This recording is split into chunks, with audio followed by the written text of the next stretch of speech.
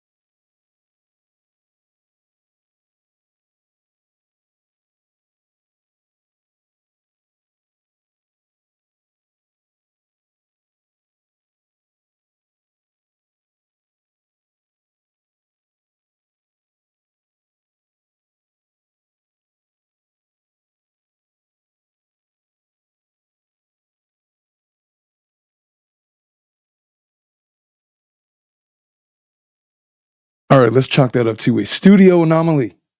Anyway, there's breaking news here for the Lively versus Baldoni case. The motion to stay discovery that was filed by the New York Times has been granted. What does that mean for the lawsuit for Baldoni and his team against the New York Times? There's implications. There is a possibility that, and it's already was alluded to in the order issued by the judge, and we're going to go over a little bit of that today, that it's possible that the judge thinks that it's more likely than not that the motion to dismiss is going to be granted. Or there's other stuff. But typically, when a judge grants a stay like that, there's three reasons why they would do that. It's pretty common during the pendency of a motion to dismiss that a judge would say, you know what, we're going to just ignore discovery for now. And the judge in this case basically said that, number one, it doesn't appear that the discovery that you're going to request is going to be voluminous, or you're not going to be prejudiced by this. There's not really a reason not to issue the stay, and so we're going to have it stayed. And then there was some allusion to the complaint against the New York Times being weak, in need of perhaps further amendments, and we're just going to have to wait and see. Anyway, stick around. We're going to talk about that coming up next. Whatever you might be going through and wherever you might be, this is Omar Sroad with the Tilted Lawyer Podcast. I'm here to take your mind off of things. Yes, I'm an attorney. No, I'm not giving you legal advice. We're going to sit and talk like people, as these are the candid thoughts of one practicing attorney, and it's after hours. So have a seat. Feel free to have a drink and join me. Let's get started.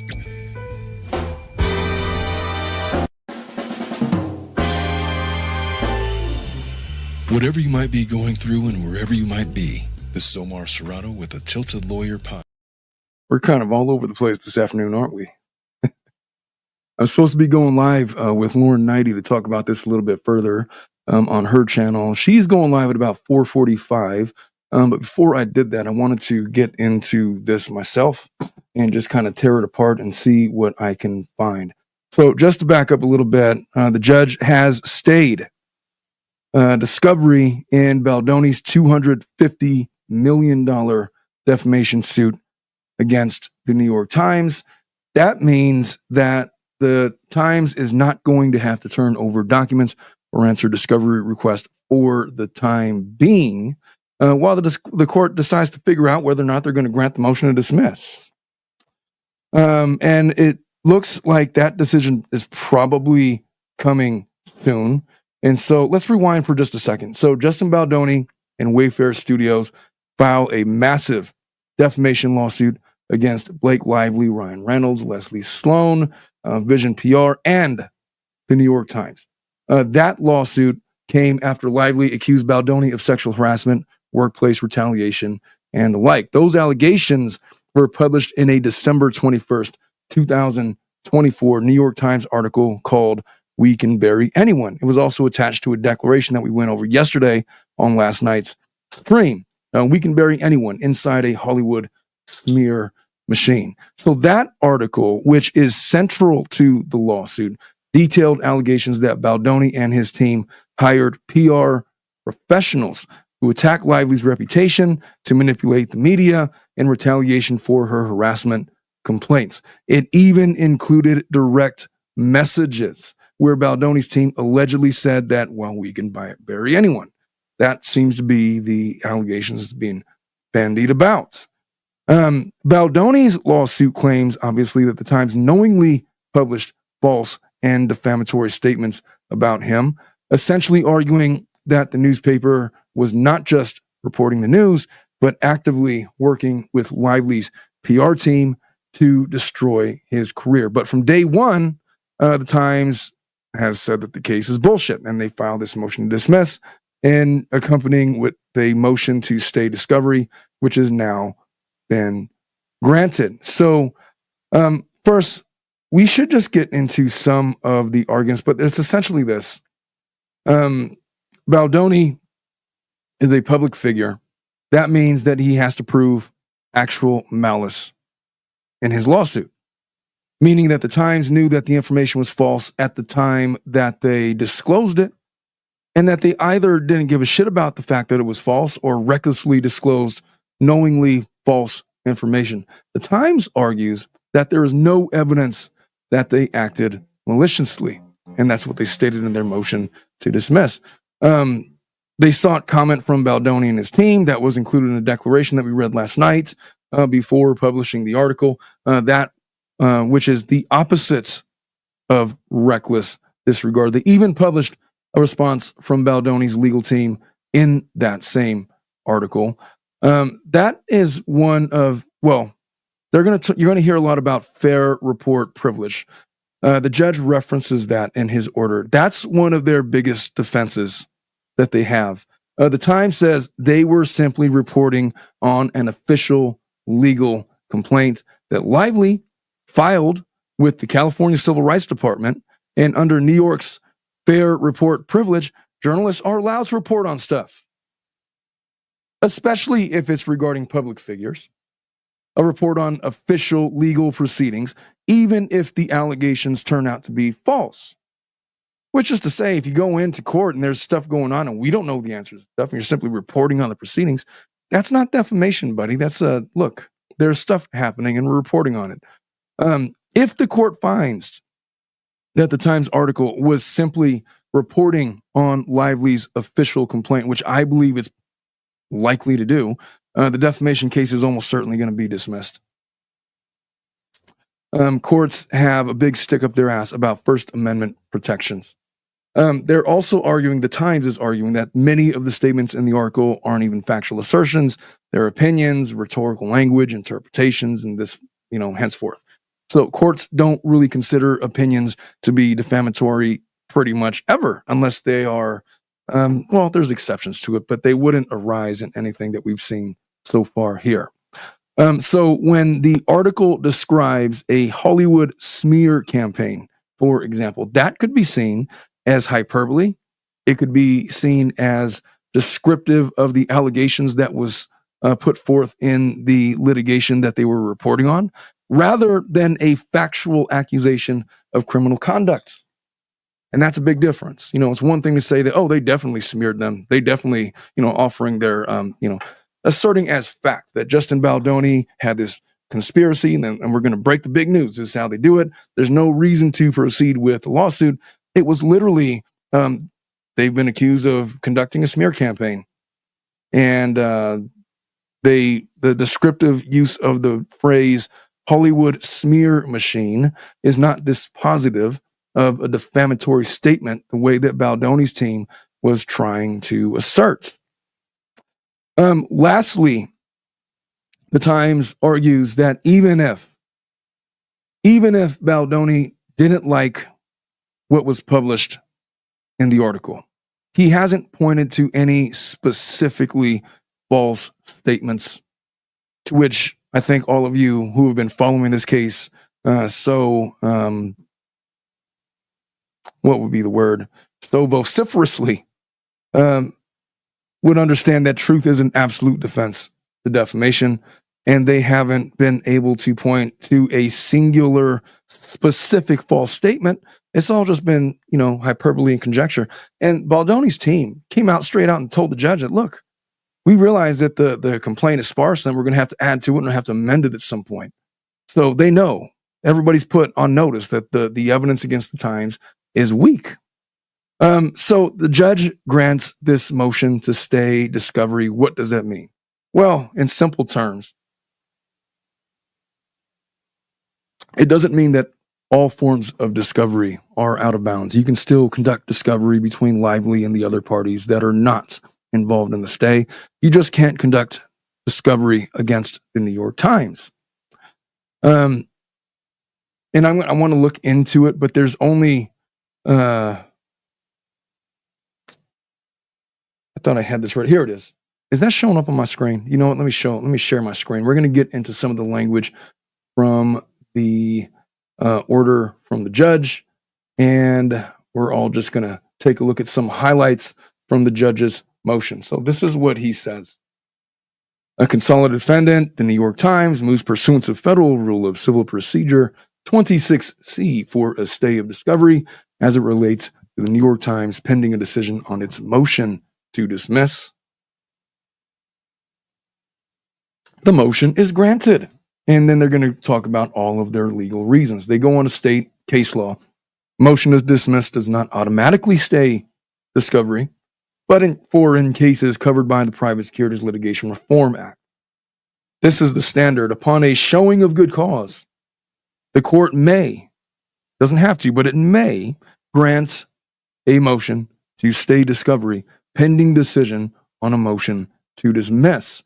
And they cite Federal Rule Civil Procedure 16b-4 that lists other rules and statutes and cases backing up that assertion.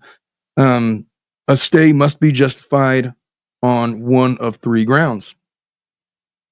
The breadth of discovery sought and the burden of responding to it. In other words, how big is your discovery request going to be? What are we looking at here? Are we looking at, are we giving them like the full-on financial rectal exam? Are we giving them a financial and communicatory colonoscopy? Like, how deep are we going with our discovery here? What is it that you're planning on looking for, and how difficult is it going to be for the Times to respond? 2, they weigh the prejudice, if any, to the opposing party of an order granting a stay, and then 3, the strength of the motion. So in granting the stay, it's those 3 things. And they take them in conjunction, and then they just make a decision. The formula is breadth of discovery, how much of it is, and what we know is the discovery wasn't going to be very broad. It's going to be pretty specific and relatively scant with respect to the other parties. And therefore, whatever prejudice might befall anybody, and in this case, it would have been Baldoni's legal team, because if they have no ability to conduct discovery right now, then they're losing time. We got trial on March of 2026. Time is ticking. I know it's a year and away, but you're going to wake up tomorrow and we're going to be 2 weeks from trial, and we need to get our discovery done sooner rather than later.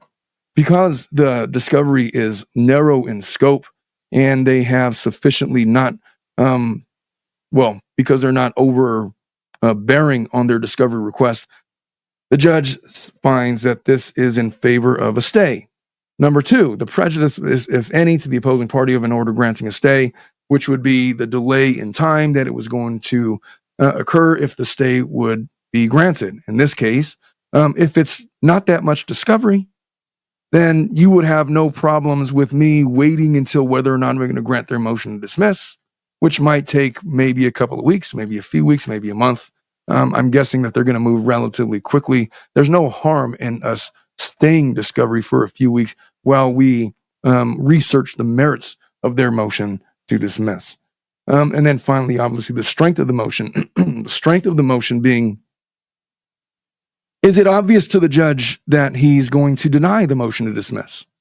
And if the answer is yes, meaning the New York Times don't really have a case, there's not a batshit's chance in hell that they're going to dismiss the motion, then you know what? There's no I'm not going to grant this anyway. The chances of me granting this motion is slim to none based on what I can see. So from what you put forth, I'm not staying anything, Jack.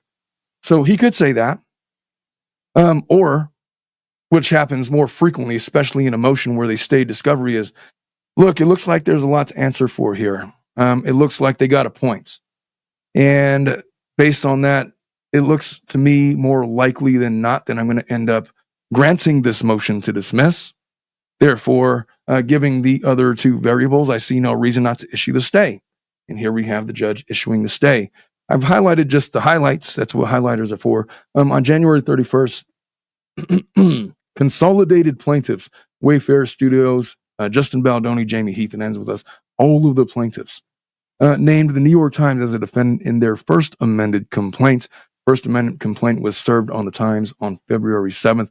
And on February 28th, the Times files a motion to dismiss the first amendment complaint against it under Federal Rule of Civil Procedure 12b-6 for failure to state a claim for relief. The Times motion presents substantial grounds for dismissal. I should have highlighted that. Substantial grounds. Honestly, that should be like in red. That's a big deal. Damn it. Every time I've tried to do anything technical today, it's not worked out. That is a very telling sentence. The New York Times motion presents substantial grounds for dismissal. And the New York Times has made a strong showing that its motion to dismiss is likely to succeed in the merits. Indeed, the Wayfair parties note that their complaint may need to be amended to address the issues raised by the motion to dismiss. And then they're citing to this case here. Before mentioned, the Wayfair parties argue that discovery against the Times will not be voluminous and burdensome because it will cover a relatively narrow time frame. But the burden of discovery is not measured by only the number of pages the movement will be required to produce, but also by the complexity of the issues that discovery will present and the sensitivity of the documents that will be requested. That is the standard. They cite a bunch of case law and stuff. I'm not going to read all of the citations. The New York Times has indicated that to the extent discovery is sought against it, the New York Times intends to invoke its rights under New York's shield law, which is significant. The reporter's privilege. I told you guys about that earlier. At the very beginning, God damn it, my thing is not open. At the very beginning of the live stream, we talked about First Amendment protections. We talked about reporter's privilege. It's intended to protect the public's interest in being informed by a vigorous, aggressive, and independent press.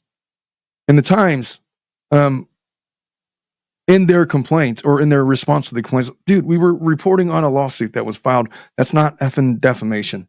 By limiting the circumstances in which litigants may obtain access to press files through court-ordered discovery, the application of that law raises delicate and sophisticated issues which would increase the burden of responding to discovery. In other words, there's other factors at play. There is privileged documents that are going to have to be ascertained. It takes a long time look, If you ask me for discovery, and there's 1,000 pages that fall within the scope of what you're trying to discover, but 763 of those pages are privileged, I'm not going to know that unless I go through all 1,000 of those pages. And in this case, I'm guessing it's going to be more than 1,000. I don't know how long it's going to be, but it's going to take time to identify whatever documents would be privileged and therefore not subject to discovery. The application of that law, I read that part. So moreover, the dimensions of the discovery that is permitted may vary depending on whether the New York Times is a defendant or a third party, and whether it was acting in a journalistic capacity or case sites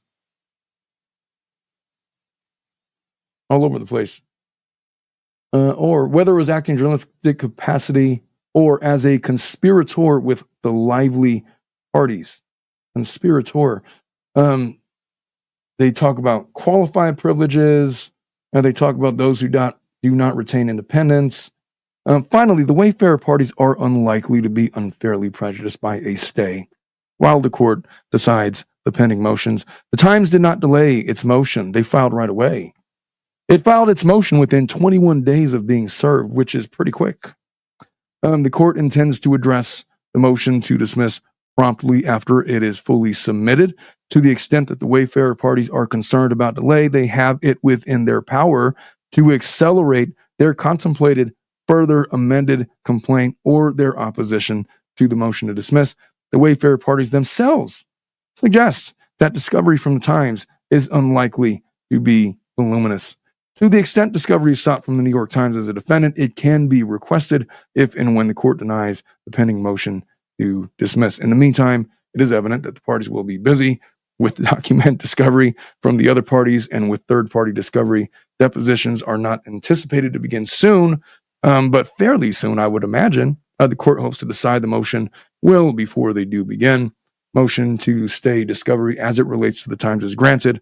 The clerk of court is respectfully directed to close docket number 109, and so says I, Judge Lewis Lyman. So that is that. What does that mean for the case in general? It doesn't mean anything for the main players in the case. I mean, Blake Lively, Justin Baldoni, that lawsuit is still well within, we're still litigating that, and they are well within their rights to conduct discovery across the bow between the two of them. They just have to leave the Times out of it. So they are continuing. There's problems with Baldoni's lawsuit. There are. I mean, not with respect to some of the stuff, not respect to all of it, but this idea, the defamation claim specifically, there are real questions that he has to answer for. That not specifically Baldoni, but the people around him, his team, have to answer for. He's coming out ahead in some of these issues, like, for example, some of the harassment issues, but I still have real, genuine questions about proof of smear campaigns. That evidence is to be ferreted out. There's lots of insinuations, there's lots of opinion, there's lots of speculation and conjecture flying around, really on all sides, about who said what to whom and whether or not there's this grand conspiracy to smear the good names of either of the major players in this lawsuit. And it's not just limited to Baldoni. Obviously, there's weaknesses in Lively's case, but Baldoni's assertions against Lively and about they were defaming him, he's going to have to produce some more evidence. We've got the timeline. That's great. And they put a lot of things into context, and that's great too. But there's just a lot more that we're going to have to get to before we come to a conclusion, or maybe even potentially resolving the case. More interestingly, I really think that there are some answers that his team, not specifically Baldoni himself, I honestly don't know what Baldoni knew that his team was up to in their plan to defend him against what they perceive to be false allegations from Blake Lively. But to the extent that they were planning to publish or run a defamatory smear campaign against Lively, and that they could prove that, I mean, there's real problems there. And there's some questionable things. I know that there are allegations that a lot of those messages and emails and text messages were taken out of context. I know what all of you are thinking and going to say. I am not going full on. I'm not going team anybody with respect to that. I'm just saying that Baldoni and his legal team, Friedman and all the rest, they got their work cut out for them going forward. And so this is the very beginning of what is proving to be laborious litigation. This small victory for the Times. It appears to me like they're getting ready to dismiss the suit against the Times. And what does that mean with respect to them? Does it mean that their involvement with the case is completely finished? No, it doesn't mean that. It just means that they're no longer a part of the case, but they are very much going to be a third-party witness. The question is, in favor of whom? So we will see. That's all I have for you right now. Lauren Knighty, the court of public opinion, the court of random opinion. I'm about to jump on her live stream. And matter of fact, she might have already started her live. So as soon as I end this over here, you guys are all going to be redirected. Just let her know that you're coming from the Tilted Lawyer podcast. And I appreciate you. I will see you all over there. Have a good evening. If not, otherwise, we're going to have some fun over on Lauren's stream. Bye-bye.